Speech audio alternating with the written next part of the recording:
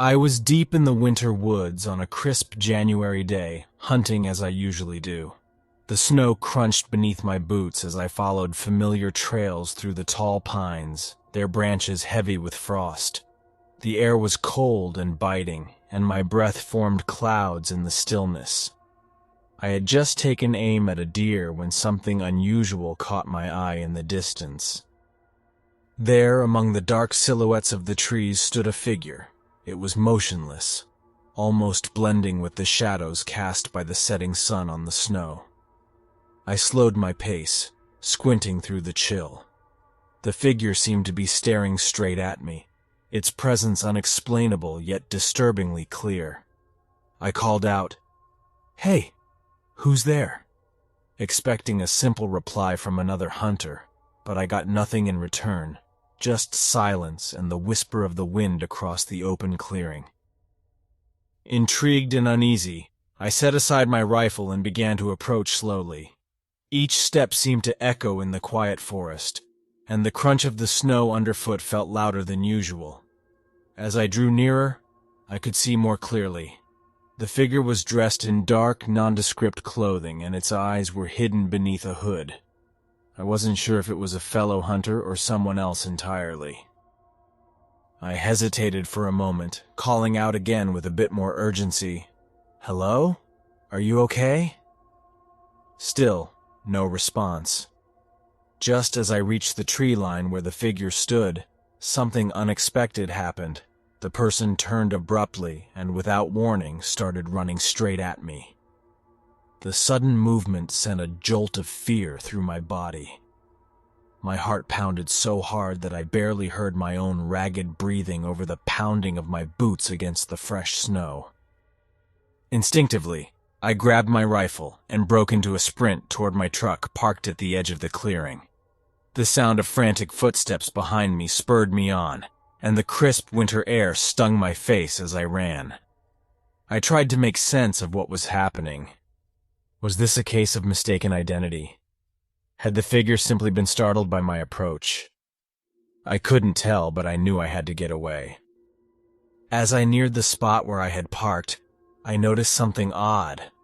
The footprints I was leaving behind were disappearing into the pristine snow. I stopped and peered down at the tracks, and to my dismay, they had been completely erased, as if someone had brushed over them. Panic surged in me. Without my own clear trail, I couldn't be sure I'd be able to find my way back to my truck. I glanced back over my shoulder and caught fleeting shapes in the falling snow, as if the person chasing me had already vanished into the wintry darkness. Determined not to let fear paralyze me, I decided to forge ahead, retracing my steps through the woods. But then I stumbled upon something that made my blood run cold. Fresh, unmistakable tracks leading toward my hunting spot, but not of a human. I followed them cautiously until I discovered the unthinkable. The decapitated and torn bodies of several reindeer, scattered in the fresh snow. The gruesome scene was impossible, a stark contrast to the quiet, orderly wilderness I'd known. I stood there, frozen with terror and disbelief. My mind raced as I tried to piece together the events. Had the figure been responsible for this carnage? Was it trying to send a message? My rational thoughts were clouded by a deep, instinctual fear. With my heart pounding and my hands shaking, I realized I had to continue, even if I wasn't sure where to go next. As darkness fell fully over the winter woods, I gathered my resolve. I couldn't stop now, not when every instinct told me that my life depended on it. I turned and started walking again, not knowing if the trail would lead me back to my truck, or further into the unknown. My heart hammered in my chest as I forced myself to keep moving. The sight of the decapitated, torn reindeer still burned in my mind, a grotesque warning of what I might face in these woods. Every step was filled with dread. I clutched my injured ankle. My boot had twisted when I stumbled over a hidden root, and the pain made every step agonizing. Yet I couldn't stop. I had to reach my truck. As I retraced my steps through the snowy labyrinth, the forest seemed to close in around me. The cold seeped into my bones, and the eerie silence was broken only by the crunch of snow underfoot and the distant echoing sound of someone, or something, screaming. I could barely make out the words, "Stop! I don't want to hurt you." The voice, full of panic and sorrow, sent shivers down my spine. It wasn't a threat. It was a desperate plea, but it only added to the overwhelming sense of confusion and terror. I pushed onward, my injured ankle screaming with each step. The erased boot prints haunted me, and I began to wonder if I was being deliberately misled away from my truck. Every now and then, I'd stop and listen, hoping for any familiar sound. A car engine, a streetlight in the distance. But all I heard was the relentless whisper of the wind through the trees. The forest, once familiar from countless hunting trips, now felt alien and hostile. I stumbled over a low branch, scraping my hands against the rough bark, and cursed under my breath. The pain was sharp, but it was nothing compared to the terror that churned inside me. The woods seemed to pulse with every sound, every rustle of snow, as if they were alive with the presence of the figure that had chased me earlier. My eyes strained in the darkness until finally I saw a glimmer of headlights cutting through the swirling snow. Hope surged through me as I realized it was my truck, my only means of escape. I limped toward the beam of light, my breath coming in ragged gasps. The headlights grew brighter, and I recognized the familiar shape of my silver truck parked near a clearing. With renewed determination, I forced my aching ankle forward, each step a battle against pain and fatigue. Just as I reached the truck, I heard a final, desperate scream behind me, a mix of fear and regret. It wasn't my pursuer's threat, but rather a warning cry from someone who clearly didn't want to be part of this nightmare. The sound faded into the night as I dove into the truck, slamming the door shut behind me. My hands shook as I fumbled for the keys, the reality of the situation crashing down on me. I locked the door, started the engine, and drove off as fast as I could, the snowy path blurring past the windows. Every so often I glanced in the rearview mirror, half expecting to see that ominous figure lurking in the shadows. But all I saw was the empty, dark forest swallowing the road behind me. It took what felt like an eternity of frantic driving before the outskirts of the woods appeared, and eventually, the familiar glow of streetlights signaled that I was nearing home. My body was battered.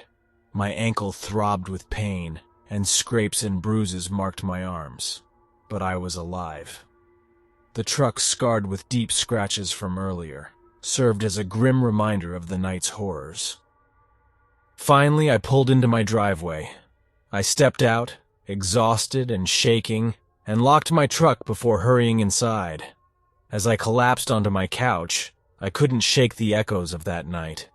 The running footsteps, the chilling plea, and the inexplicable presence in the woods. I was safe, for now. But every time I close my eyes, I'm reminded of that terror in the winter woods.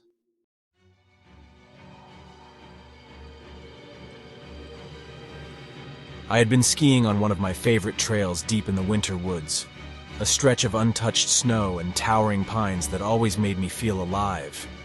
The morning had been crisp, the air clear, and the silence of the forest was comforting as I glided down the slope. I remember the taste of cold air, the satisfying crunch of my skis against the snow, and the exhilarating rush of wind on my face. It was one of those days when everything felt perfect. But as I rounded a bend near a stand of dense trees, I suddenly hit an unexpected patch. One moment I was carving smoothly, and the next I lost control. My skis skidded, and before I knew it, I was falling hard. I landed face first into a deep bank of snow. The impact was jarring, and the world around me went silent for a brief, disorienting moment. I could feel the cold seeping through my gear, and I struggled to catch my breath. I managed to push myself up, but something was off. The snow beneath me wasn't firm and solid like I had expected. It was soft, almost liquid. As I tried to stand, I realized with mounting dread that my legs were sinking into the snow, as if I had stumbled into a patch of quicksand. I grabbed onto my skis for support, heart pounding, as I felt the unyielding force of the collapsing snow pulling me down. The texture was different now, a wet, slushy consistency that clung to my boots and dragged me deeper with every frantic move. My breath came in short gasps as I fought against the sinking, my thoughts swirling in the panic. I tried to kick and push, desperate to free myself from the relentless grip of the snow. But the more I struggled, the deeper I seemed to go. I could feel the cold starting to numb my legs, the biting chill creeping up my body faster than I could muster energy to fight it. The crunch of snow underfoot was replaced by a disturbing silence, punctuated only by the sound of my own frantic breathing and the occasional groan of the settling snow. In that moment, as I clung to the slim hope of escape, images of my life flashed before my eyes. I remembered long-forgotten dreams and the things I'd always planned to do, trips I never took, words I never said. The surreal calm that followed the adrenaline rush was almost peaceful, as if time had slowed. I found myself wondering if maybe, just maybe, I'd finally get a chance to live out those dreams, even if it was in a different form. But rational thought was quickly overrun by a primal need to survive. I tried to call out, to alert anyone who might be nearby, but my voice was weak and swallowed by the vast, indifferent wilderness. The snow around me continued its relentless pull, and I felt the edges of my vision begin to blur as the cold numbed my senses. I realized that every second counted, that my body was slowly succumbing to the crushing weight and chill of the collapsing snow.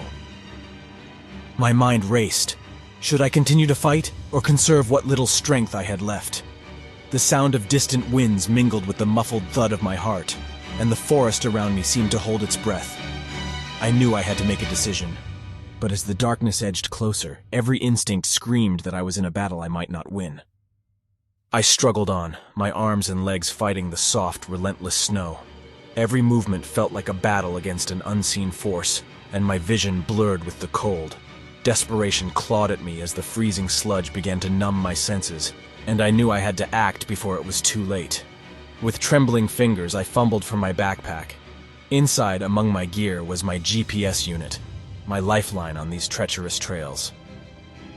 The device was old but reliable. I pressed the emergency button, hoping it would trigger a signal. In that moment, as the snow swallowed more of my body, I felt a surge of hope. A shrill alarm sounded, piercing the heavy silence of the woods. My heart skipped a beat and I clutched the GPS as if it were a talisman. The sound, though weak, was a clear call for help, a beacon in the darkness. I fought to remain conscious, forcing myself to focus on the alarm and the rhythmic sound of my own labored breathing. Time seemed to slow down as the chilling realization sank in. Someone was coming.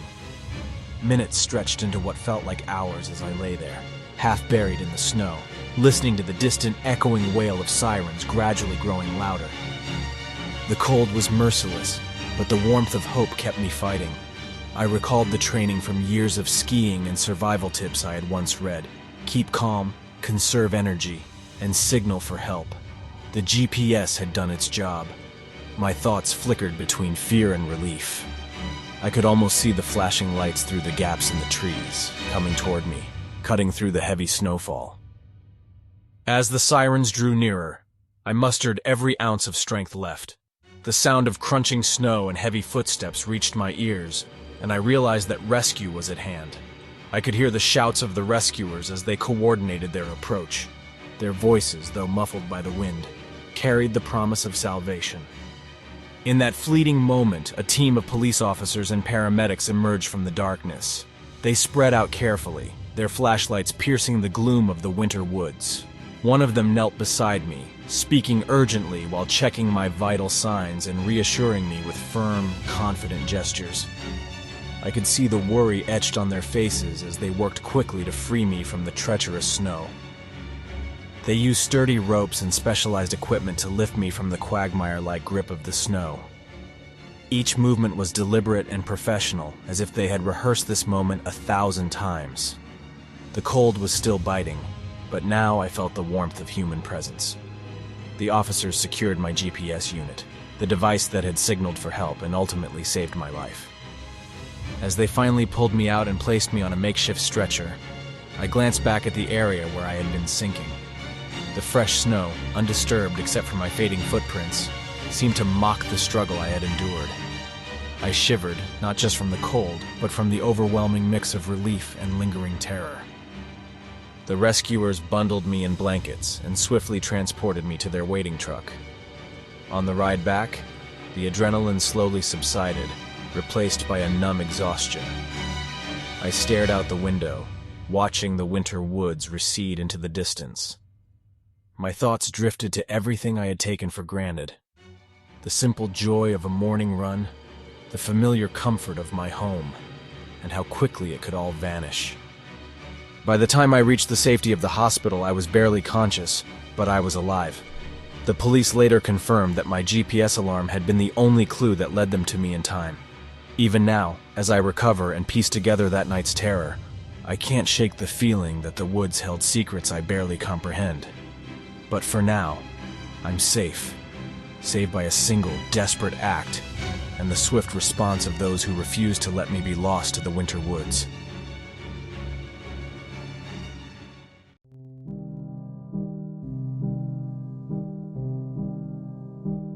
I had planned a solo snowshoeing trip at sunset in the winter woods, a way to clear my head and enjoy the serene beauty of fresh snow and silent trees. The sky was painted with warm hues of orange and pink as the sun dipped below the horizon. The crunch of snow under my boots and the rhythmic beat of my heart set a calm tone for the evening. I followed a well-worn trail, the frosted pines looming tall and silent around me, their branches dusted with powdery snow. As I rounded a bend near a frozen creek, I noticed something unusual in the distance. A pack of wolves, their fur blending with the snowy backdrop, was gathered on a small ridge. They stood still for a moment, as if aware of my presence, their eyes reflecting the dying light. I slowed my pace and squinted, trying to make sense of the scene. The sight was both beautiful and unsettling, their forms moving slowly like shadows against the snow. I told myself they were probably just passing through, curious but not a threat. But as I continued, the wolves began to stir. One by one, they started to move, first with tentative steps, and then with a sudden burst of speed. I froze in my tracks as I watched them break into a run, their powerful strides kicking up flurries of snow. Panic gripped me when I realized they were heading in my direction. My heart pounded in my ears as I turned on my heel and began to run. The peaceful sunset was quickly replaced by the harsh reality of the chase. The crisp winter air stung my face, and each labored breath felt like a battle against the cold. I kept glancing over my shoulder, half expecting to see the wolves closing in. Their silhouettes were now clearly visible against the fading light, moving in a coordinated pack that seemed to surround me. I tried to maintain my composure as I sprinted along the narrow trail, but fear had taken hold. I could feel my muscles burning and my legs trembling with each step. The sound of my pounding feet and ragged breathing filled my ears, blending with the distant howls of the pursuing pack. I had no idea if I was simply imagining things or if the danger was real, but the urgency in my veins told me I had to escape. Then, as I rounded another bend, I felt a sharp pain in my side. A bite, perhaps? I stumbled, realizing with horror that one of the wolves had caught me. My coat tore, and I felt a searing sting as their teeth sank into my flesh. The pain was immediate and intense, but I couldn't afford to stop. I forced myself to keep running, adrenaline overriding the shock of the attack. My thoughts were a jumble of terror and disbelief. I tried to recall every survival tip I'd ever heard, but all I could focus on was the increasing weight of the cold and the relentless pursuit. Every now and then, I caught a glimpse of a wolf's snarling face in the twilight, their eyes wild and unyielding. In the chaos of my flight, I began to lose track of the path. The familiar trail was no longer clear as I was swallowed by the dense, darkening forest. With the wolves nipping at my heels and my own strength waning, I desperately searched for any landmark that could guide me back. The once comforting beauty of the winter woods had transformed into a hostile maze of shadows and icy peril. The chaos that had consumed me in those dark woods intensified as I staggered through the deep snow, my body racked with pain from the wolves' vicious bites. My torn clothes flapped in the cold wind as I felt my strength ebb away with each labored step. Just when I thought I couldn't run any further, a sudden earth-shaking roar split the air. A bear, massive and ferocious, burst into the clearing. I barely had time to register the sound before the bear lunged at the pack. The wolves, momentarily distracted by the unexpected intruder, scattered in frantic confusion. I heard snarls and the crashing of bodies colliding in a desperate struggle.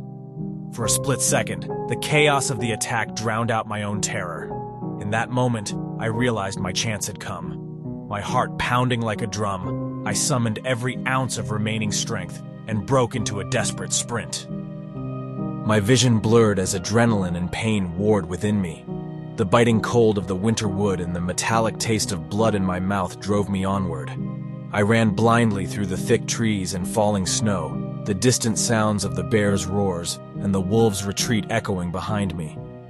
I wasn't sure which direction to take, only that I had to put as much distance as possible between myself and that brutal confrontation.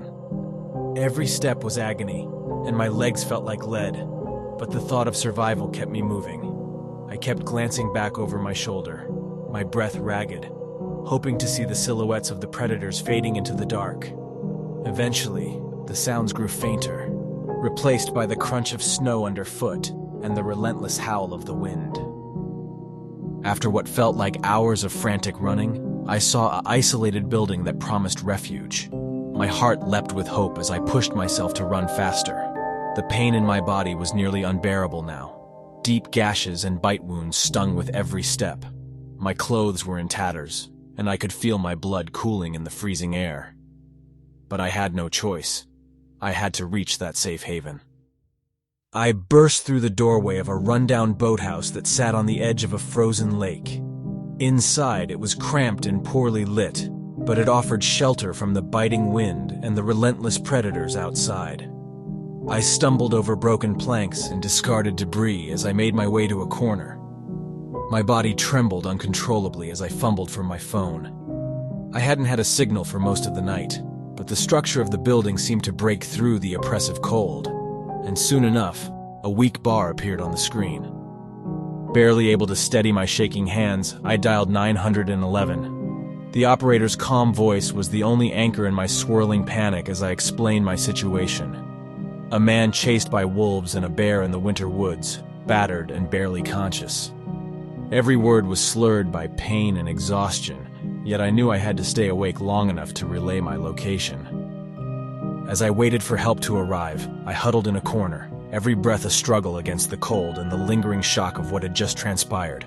My vision started to dim, and my limbs grew numb from both blood loss and the relentless cold. I clutched my phone tightly. Its screen the last connection to the world of safety. The sound of approaching sirens in the distance filled me with a desperate hope. Then, as the adrenaline faded and my consciousness wavered, I felt myself slipping away. My grip on reality loosened, and everything went dark. I passed out right there in that shabby boathouse, safe at last from the terror of the winter woods, but on the brink of oblivion.